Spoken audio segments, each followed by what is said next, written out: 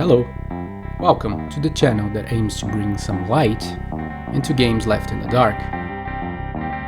This is From the Void.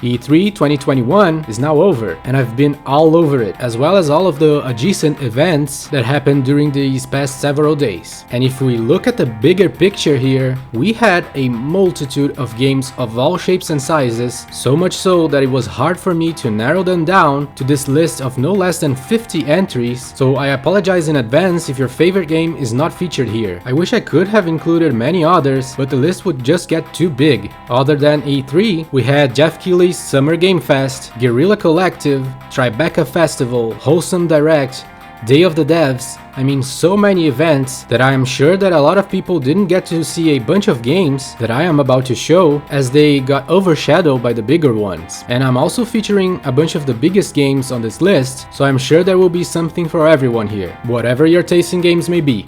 This is how this list will work. First of all, I'm including here any game that I am personally interested in and that at the same time was featured in one of these events in what I consider to be a positive way. Like, for instance, I am very much interested in both the Resident Evil Village DLC as well as the Final Fantasy 1 through 6 pixel remasters. But both these trailers didn't show us anything really. They just said that those are in production, so I'm not gonna include either on this list. Other than that, I may include any game that was featured in any of these events, whether they are brand new reveals or just got a new trailer or something. Secondly, the first 40 entries will not be in a specific order of preference, but the final 10 will be my most anticipated games in my completely subjective order of preference. This is 100% a matter of opinion. I am completely aware that most of you will disagree at least a little bit, and many will disagree a lot with the order of the top 10 and even with the inclusion or exclusion of a lot of other games.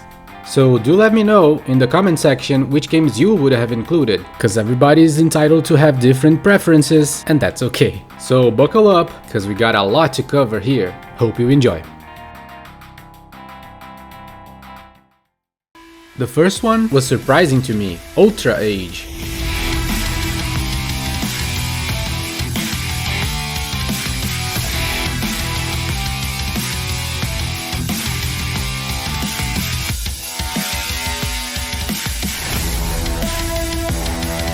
This is looking like a spectacular hack and slash with RPG stuff, presenting some stunning combat speed and flashy animations. The official site for this game details that your guy has a wire with which you can drag enemies and overcome numerical disadvantages. I'm interested for sure. We don't have a release date yet, and it's confirmed to be a PlayStation 4 exclusive so far.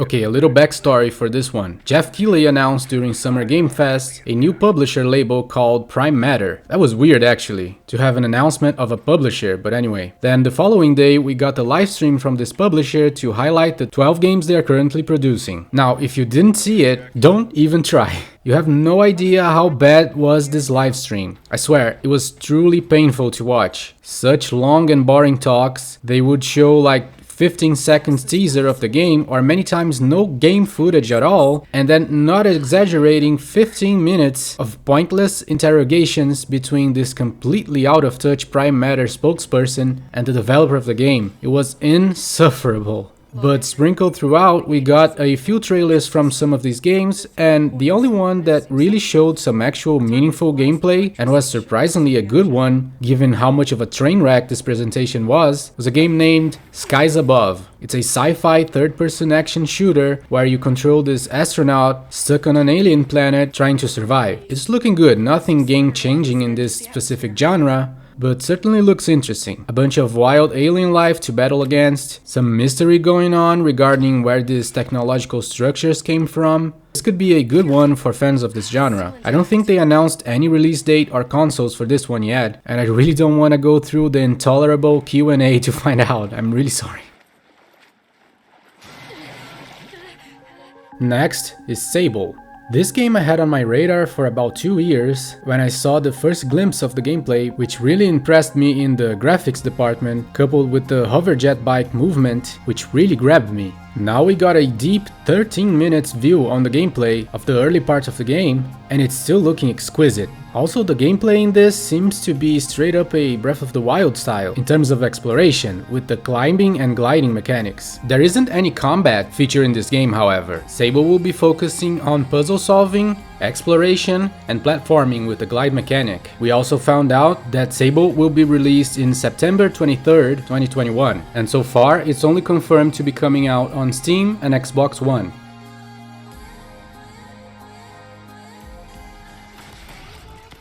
This next one is honestly looking like one of the most frenetically fun games I've ever seen. Shadow Warrior 3. Just look at this, come on. How much more action and awesomeness can you put in a game than this?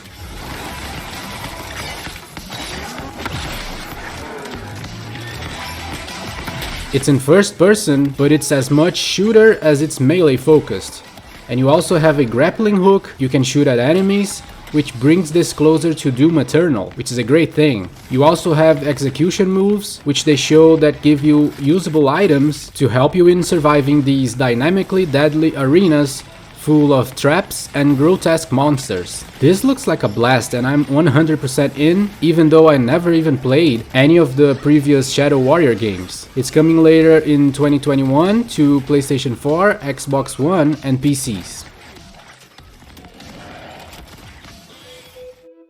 This next one is special, in my opinion. Endling. In this one you control a mother fox with her 3 little darling cubs who are pretty much helpless. But on their website it is revealed that the cubs will grow level after level, probably learning new abilities on the way. Another cool aspect is that each cub has a unique personality and fear, so you'll have to get to know each one and anticipate how they will react to each situation. As the mother fox, you can use sense abilities to lead her litter to the last safe haven away from humans. And on the way try to find the 4th cub who was taken away by the humans. So this is an eco-conscious game that will be showing the destructiveness of human activities, which I also appreciate. The game is looking pretty good and the gameplay and setting are very unique, I think. Endling shows great potential and I will be certainly keeping an eye on it. This one is coming to the PlayStation 4, Switch, Steam and Xbox One. No release date yet.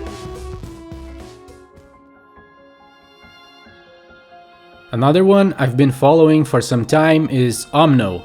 This looks amazing actually. It's a 3D adventure puzzle platformer with a ton of gameplay mechanics. Seriously, I'm not even gonna list them. I'll just let the trailer speak for itself. Take a look.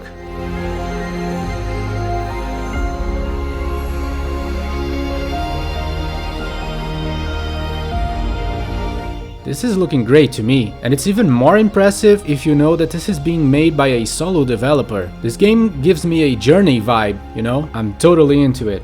Omno is coming to the PlayStation 4, Switch, Steam and Xbox Game Pass. There's no release date yet, but the Steam page says it's coming this summer, so it shouldn't be long.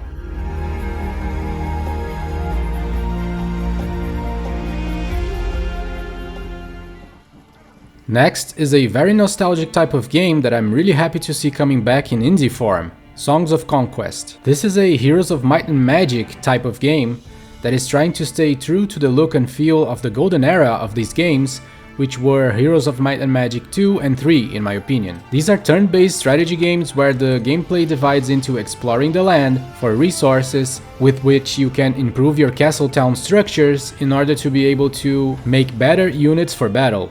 Now, this sounds like a Age of Empires type of game, but plays very different, because both the combat as well as the exploration are done in turn-based fashion, which I realize may sound boring, but it's actually really simple and engaging. The battles are great, you command your troops as well as the hero who can dish out some powerful spells to turn the tide of battle in your favor. I still love this type of gameplay, and I'm happy to see that Songs of Conquest is shaping out to be a great title in this genre. It's coming out in early 2022 through Steam, Epic or GOG. Next is Psychonauts 2. I gotta say, I am rooting for this one to achieve a lot of success, because I love the first one and I really think it's a very underappreciated game. If you don't know, Psychonauts is a very comical 3D action adventure game set in a beautifully weird world created by Tim Schafer from Double Fine. It's one of their best games for sure. You control Rasputin, a kid with psychic powers who goes to a psychic camp for other kids with such abilities. But this time we are going to the Psychonauts headquarters, which could be very cool. The storytelling, voiceover and characters' interactions in the first one are phenomenal, and the gameplay is also very solid, full of platforming and action revolving around a bunch of creative psychic powers. And Psychonauts 2 is looking to be bringing us all that but better, so I'm really stoked about this. It's coming out real soon in August 25th, 2021 for PlayStation 4, Xbox One, Xbox Series and PC. We got a good look at the upcoming game Tunic, which I've been interested in for a long time. This is really looking like a great top-down-ish Zelda-type game, and the dev announced a demo coming to the PlayStation 4 and to Xbox One as well, which will probably just seal the deal for me. This one is looking great both in the exploration side as well as the combat. And we can check all that in the demo that should already have come out by the time I upload this video. Tunic is also coming to Steam other than Xbox One and PlayStation 4. Xbox and Bethesda presentation started off real strong, and right after a small teaser from Starfield, we got a long gameplay and story trailer for S.T.A.L.K.E.R 2, Heart of Chernobyl. This is looking really awesome. It's going to be a sequel to the critically acclaimed S.T.A.L.K.E.R that still has a community of players over a decade after its release. And this sequel is aiming to improve what was already great in the first one, the outstanding first-person shooter gameplay against humans from opposing factions and deadly anomalies, as well as a vast open world set in the Chernobyl exclusion zone full of choices for the players to make regarding the paths you can take and interactions with the NPCs, as well as a thrilling horror atmosphere full of survival elements. S.T.A.L.K.E.R 2 is set to come out on April 28, 2022 for Steam and Xbox Series. The trailer mentioned that this is a console launch exclusive, so I believe this will be coming out for the PlayStation 5 later. After 13 years dormant, the Advance Wars series is getting a new entry, or rather a remake from the ground up of the first two Game Boy Advance titles, Advance Wars and Advance Wars 2 Black Hole Rising. These are great turn-based strategy warfare games that continued the Famicom War series and brought it to the West. Fans have been clamoring for Nintendo to bring a new entry to the series, and I see this both as a great opportunity to draw in new players to the franchise, as well as a way for them to test the waters to decide if they continue the series with a new title. I never played any of these two, only the DS one, so I'm in. They are naming this Advance Wars 1+2 Reboot Camp, and it's scheduled to come out on December 3rd, 2021 on Switch. Next is Planet of Lana. This one looks like a painting. It's gorgeous in my opinion. It has a really intriguing premise with the falling objects from the sky, and gameplay wise, this reminds me of Limbo in many ways. Clearly a lot of platforming and puzzle solving too. It's scheduled for 2022 for Steam, Xbox Series and Xbox One. Now, Anno, Mutationen. I've been following this one for several months now, and what really impressed me was the unique cyberpunk visuals that switch between 2D and 3D in an impressively seamless way. The official site, which by the way is very cool looking, they really put a lot of effort into it, details that this is an action platformer featuring a lot of exploration, storytelling, and crafting gear to use on the protagonist Anne. I think it's the first time we got to see the combat gameplay in this title, and I'm happy to see that it's looking pretty cool. It's scheduled to come out on PlayStation 4 and Steam later in 2021.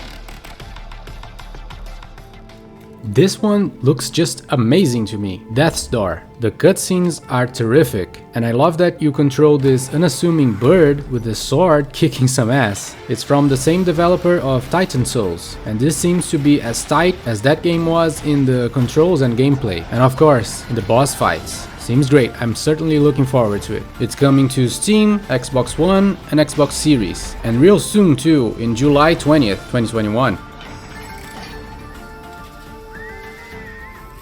Following up with Tinykin.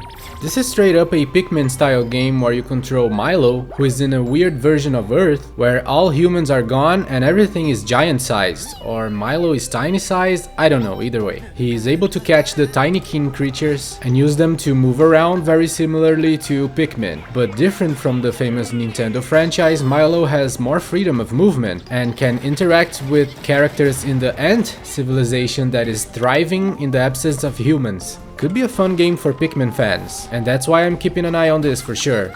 So far it's only confirmed to be coming out on Steam on 2022, but I wouldn't rule out a Switch release since this is from the same developer of S.T.A.L.K.E.R, which is available on that console, and it's a great game by the way, which gives me confidence that this could also be a good title.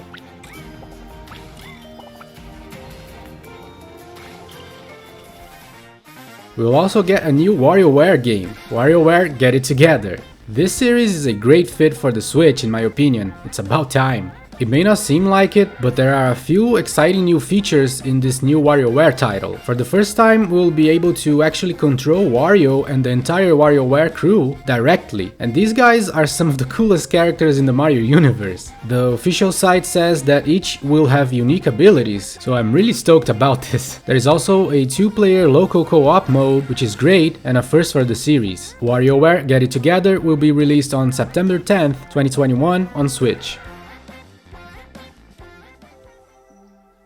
Next up, a game that as soon as I saw a few months ago, I was really interested in, Dordogne. This was certainly one of the best games featured in the Wholesome Direct, and along with Planet of Lana, this is another very artful watercolor painting video game that is sure to grab a lot of people's attentions on the graphics alone. This is a narrative-driven game where you control Mimi visiting her deceased grandmother's town and house. She left her a camera, letters, and a bunch of puzzles to solve, so this is going to be a very touching story, it seems. This is very promising both in gameplay and graphics style for sure. It is coming for the Switch and PCs later in 2021.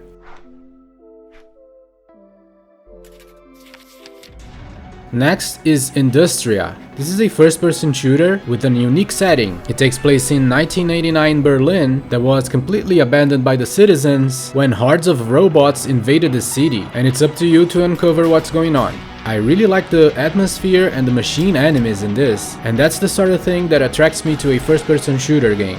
Industria is planned to come out later in 2021, so far only confirmed for PCs. Metal Slug is back, and it's a strategy game this time, which may be a turn off to some, but it's totally my thing, so I'm happy. Just some isometric pixel art tactical goodness. It's looking awesome, it's a great idea in my opinion, and the movie cutscenes are looking amazing. And I love Metal Slug. They changed the appearance of Marco drastically, but it's all good. Super hyped about this. They did not disclose any info regarding consoles or release date for this one yet.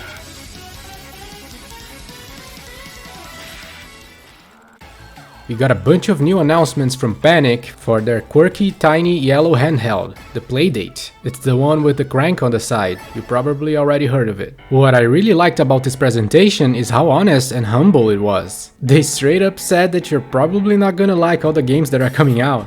All that honesty from them is actually clever because this is not supposed to be a top-of-the-class handheld, much on the contrary. The graphical capabilities of the system are intentionally limited. It's supposed to be a gimmicky, cool little distraction. And I think they chose the right tone to convey that message in this presentation. They were also very clear about how it all works. You buy the system and you get all 24 games coming for it. They also say that they have been making a lot of efforts to meet the demand once the pre-orders go live, but that this is a hard time to be releasing a system, and so they ask to be patient if problems arise. So yeah, I really like how they handled the presentation. Plus they announced a number of interesting things such as the dock for the handheld. This is a pretty cool thing actually. The Playdate attaches to the dock magnetically and starts charging instantly and can be used as a speaker to listen to songs, for instance, through their new app they're releasing for the Playdate. It looks pretty cool actually, I wouldn't mind having this at all.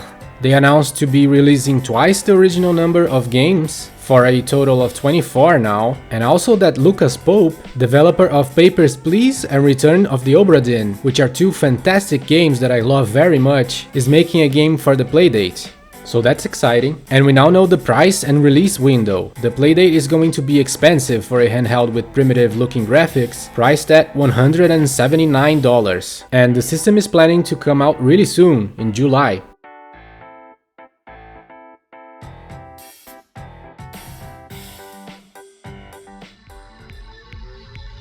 I gotta say, I loved the first Axiom Verge. It's one of the best Metroid-style games outside of actual Metroids, and Axiom Verge 2 is also looking great and more ambitious than ever. We already knew this game was in production for a while, but this is the first time we got an explanation of what the second title will have different from the first one. The main character now is more melee focused for the combats, which could be interesting. She also has the ability to alter enemy behaviors, which the developers said can be used to avoid any and all fights in the game, which seems intriguing, especially having played the true pacifist mode in Undertale. If this is anything like that, it could be awesome. They also announced that this is coming to Steam, Switch, PlayStation 4 and PlayStation 5. No release date yet, however.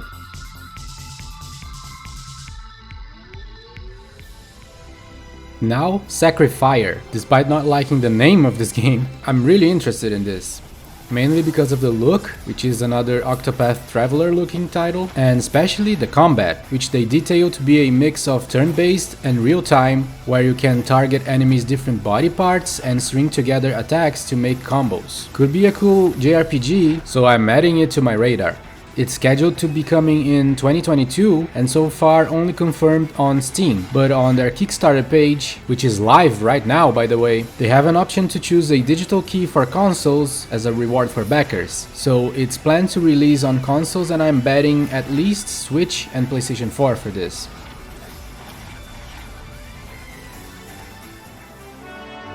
This next one leaked ahead of time, but still a great announcement. Mario plus Rabbids, Sparks of Hope. This is the sequel to one of the strangest and least likely crossovers ever. The second entry is clearly improving on what I felt was the weakest aspect from the first one, the exploration. The first one had clearly restrictive movement outside of battles, while this sequel seems to allow for much more freedom, having us explore different planets. The same can be said for the battles, where you can move freely with any character inside his movement radius instead of movement locked to a grid. Plus, there's a Rabbid Rosalina in this, and she is sleepy and very endearing. The new Luma crossed with Rabbids, named Sparks, seem to be a focus on the story and the battle mechanics as well. We will be able to save them through the adventure, and then we can use them as powerful spell types in battle, with each Spark having a different element. Other than the cast from Kingdom Battle and Rabbid Rosalina, they also teased 2 new characters to join the team in the website. This is coming exclusive on the Switch, of course, in 2022. Next up is Phantom Abyss. This one is pretty interesting. It's a first-person platformer where you have to overcome the many traps and obstacles in a dungeon with the help of a handy whip hookshot thing. So far nothing special, right? But the thing is that only one person in the world will be able to beat each specific dungeon. That's because this is a asynchronous multiplayer game where, similar to Dark Souls, you can see phantoms from players who died in that same dungeon you're trying to beat. And when you die in a dungeon, you're never going to see that one ever again, until the first person beats it and claims the treasure. And then, that dungeon is locked forever for everyone else. I think this is a pretty interesting idea if done in an engaging way, especially if the rewards for beating the dungeons are significant, so this could be very cool. Phantom Abyss is coming out on Steam, where the early access build will be available on June 22nd, real soon.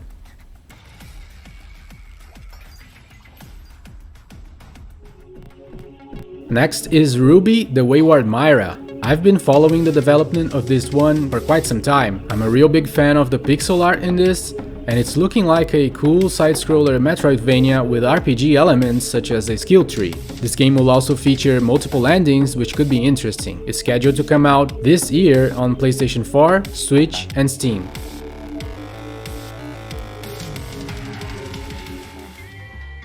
Next is Danganronpa Decadence. This will be a collection of 4 games, the anniversary remastered editions of the 3 Danganronpa mainline games and Danganronpa S Ultimate Summer Camp, which is an all-new board game which I really don't know what to expect from. But at least the 3 mainline games should be great plays on the Switch. I I have always been intrigued by this series, always hear good things about it, but never jumped in, so I see this as a perfect opportunity, and I think many could feel the same way. Now, the collection will only be released in physical form, while each game will have to be acquired individually if you decide to get them digitally. These are coming to the Switch only later in 2021. Next, Wizard with a Gun.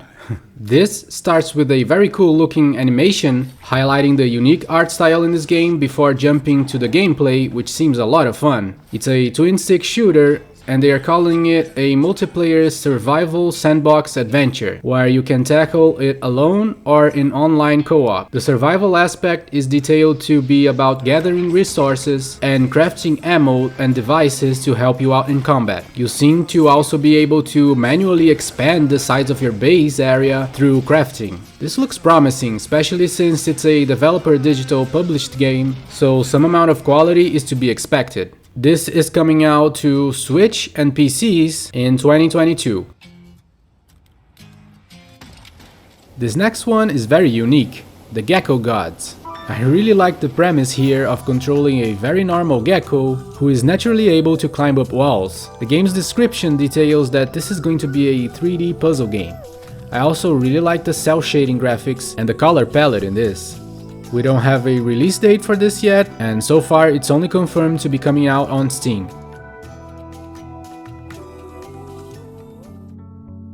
Death Stranding Director's Cut was announced with a very funny trailer that hints at bringing some stealth Metal Gear Solid style gameplay to the game, but then just says no in the end.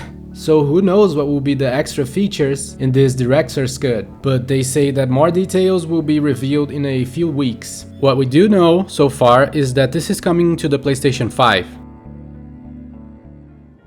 Next is Dark Deity. This is 100% an old style Fire Emblem clone, but since Fire Emblem has moved away from its classic look, I see this as a positive. Especially since I am a big fan of the older Fire Emblem games. We are getting everything to be expected from this type of game, including bond mechanics and cool looking pixel art animations for the battle scenes. I hope the story and characters are well made as well. This one was released yesterday, June 15th, 2021, so we can check it out right away, and it's receiving very positive reviews on Steam, which is the only platform confirmed for this title as of right now. Following up with Replaced. This is an action platformer with really interesting depth in its 2.5D environments. I was quite impressed by it. It's set in the 1980s in a retro-futuristic alternative universe where you control an artificial intelligence trapped in a human body, learning how it is to be a living being, which is a crazy cool idea. It features free-flow combats that seem very intense, and cinematic platforming, which I'm really not sure what they mean by, but sounds cool. Replaced is coming for Xbox One, Series, and PCs.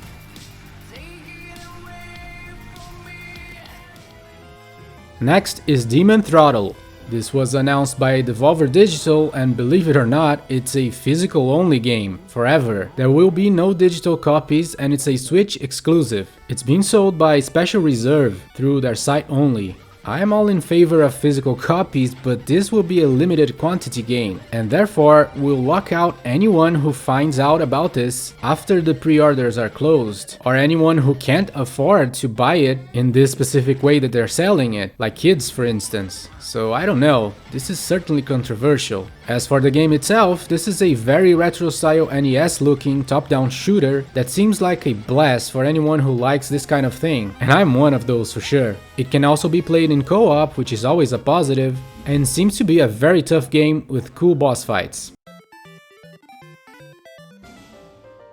Next is one that I almost did not include here, however interested I am in the final product. Stranger of Paradise Final Fantasy Origin. The trailer for this game, along with most of Square Enix's presentation actually, was very underwhelming to me. The voiceover felt very off, and the trailer as a whole failed to get me hyped about this game, and actually made me quite worried about its quality. And to make matters worse, they released a demo that was corrupted for everyone and wouldn't even open the game. And by that point, I had even decided that I wouldn't be featuring this game on this list. But then the next day they fixed the demo, and I took a look, and it was actually a fun game. People were saying that this was was going to be a Souls-like title, but I felt it was much more a hack and slash with RPG elements. Your character has fluid moves, more so than in a Souls game, and the difficulty felt much easier than a Souls title. You also have access to a cool skill tree full of abilities and perks to improve your character. I like this despite the bad first and second look we got for this. Stranger of Paradise will be a cross-gen title for PlayStation 4 and 5,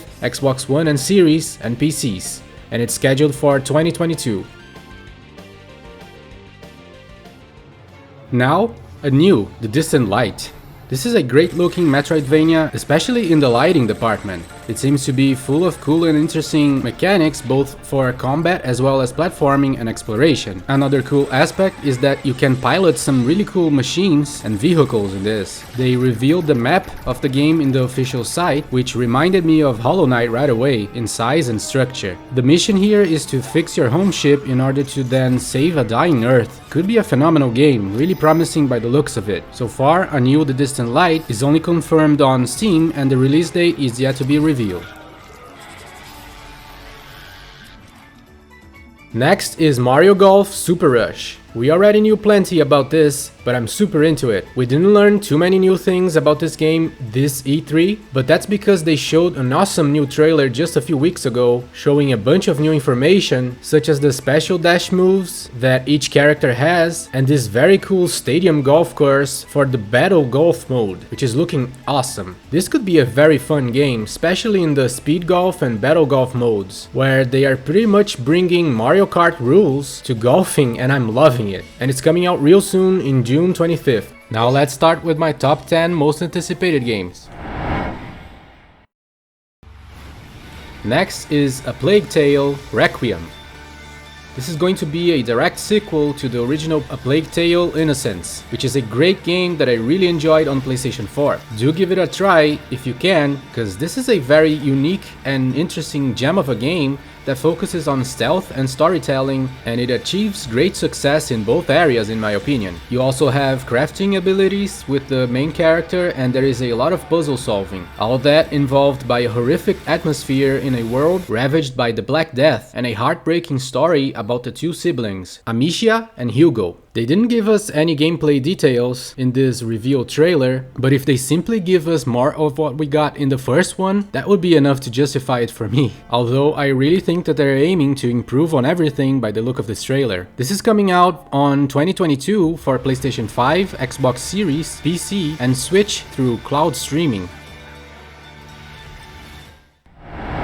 Number 9. I'm really stoked about this next one. Marvel's Guardians of the Galaxy. We already knew about this announcement that was coming from Eidos Montreal since it leaked, but we didn't know if it was going to be a game as a service similar to the recent Avengers game or a single player experience, and I was so very much hoping for the latter, and we got it. This is a single-player story-driven game, which is awesome. From the trailer, they clearly got the comedy aspect right, and the combat also seems very good. It looks like you can control Star-Lord only, but it's looking great. It seems to be very focused on the combat, where you can command other characters to use their abilities, while using Star-Lord guns and rocket shoes. This was one of the biggest highlights of E3 for me, and it's coming out rather soon, on October 26th, 2021, and it's cross-generation, so it's coming for the PlayStations 4 and 5, and Xbox One and Series, as well as PCs. Number 8. Following up with Atomic Heart. This is real crazy and I love it. The premise here is that a system failure happened at a Soviet facility, making all machines being secretly created by the country in this retro-futuristic alternative universe to rebel against humanity. You are Major Nechav, tasked with the mission of eliminating the threats created by this accident and preventing leakage of information that could destroy the planet. And to do so, this guy can make use of a Polymer Manipulator Glove that grants him a wide array of abilities ranging from manipulating machinery to controlling the elements. So gameplay wise, this seems to be similar to a BioShock game, which is fine by me. This is coming to PlayStation 4, 5, Xbox One, Series and PCs. The release date is yet to be announced. Number 7.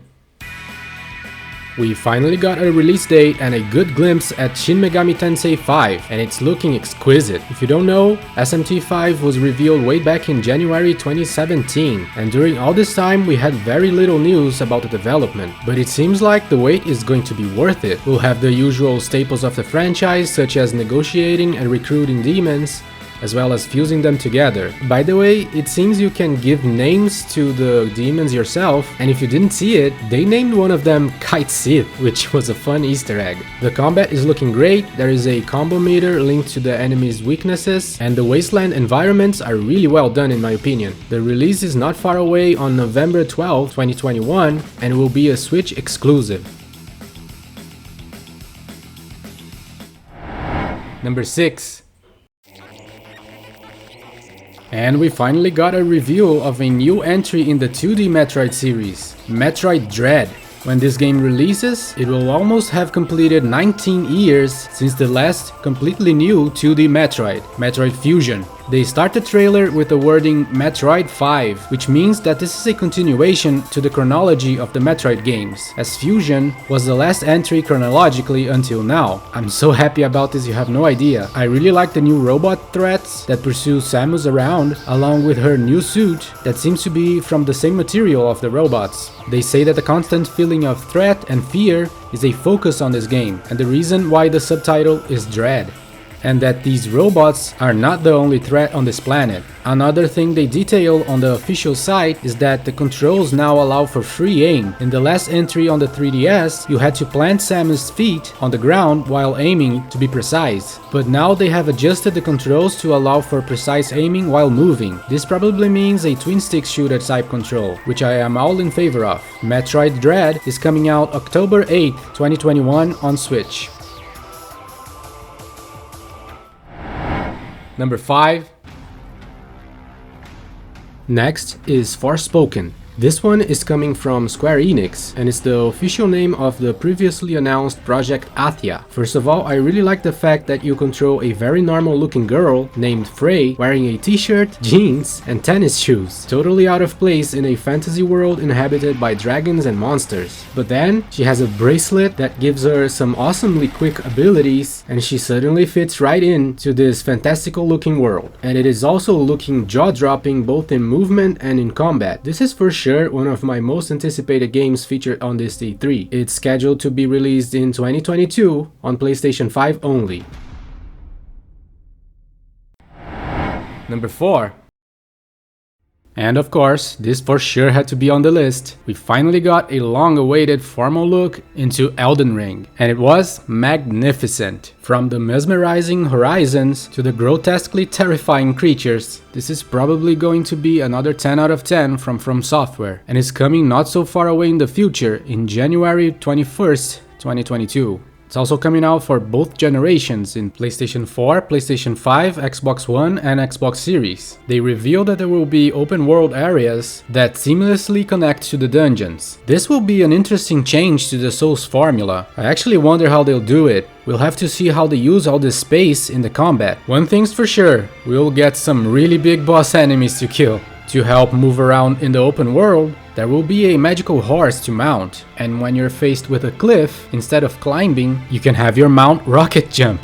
The combat, as always, looks insane, and there will be more athletic moves it seems, with jumps and all that, and players will also have the option to use stealth. So yeah, this is looking really impressive. As I said, this is coming for the PlayStation 4, PlayStation 5, Xbox One, Xbox Series, and also PCs.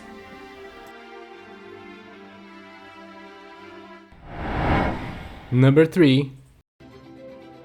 The next one is very dear to me. Eiyuden Chronicle. In case you don't know, this is the spiritual successor to the Suikoden franchise, a beloved turn-based RPG series from PlayStation 1 and PlayStation 2 eras. They are bringing all the defining aspects of this franchise over to Eiyuden Chronicle, such as access to a huge number of party members, all playing differently from each other, each having their own backstory and influence on the narrative, which, by the way, we can expect to be a more down-to-earth story compared to the usual JRPG plot, and revolving around struggles of the people against oppression and the relationships among the many characters. This spiritual successor is shaping up real nice, as we can see in the trailer. They are going for a look similar to Octopath Traveler, with a very interesting camera position outside and also inside the battles, highlighting the character's flashy abilities in a great way. This is something that they attempted since back in the PlayStation 1 era, but this is looking a lot sharper, of course.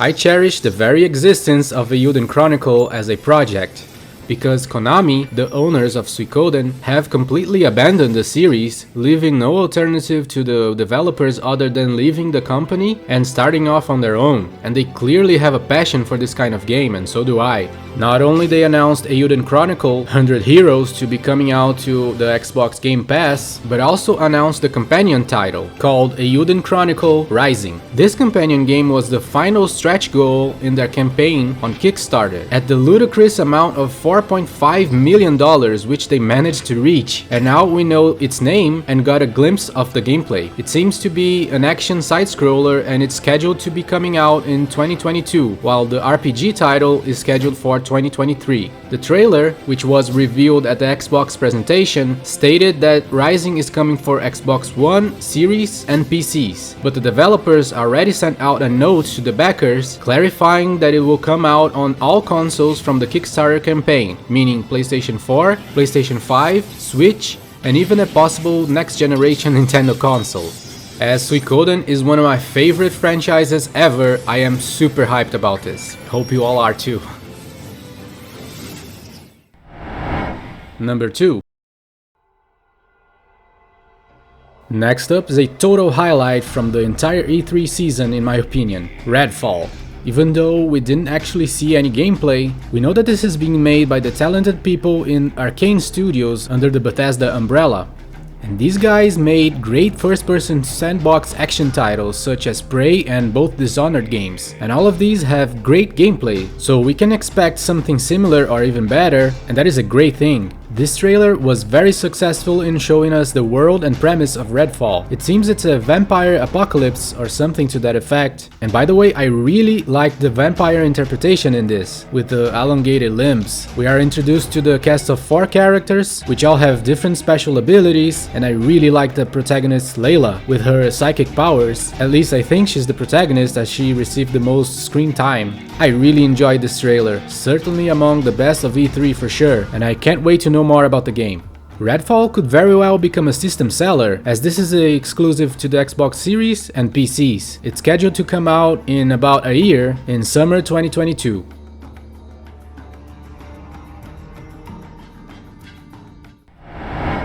And finally, number 1.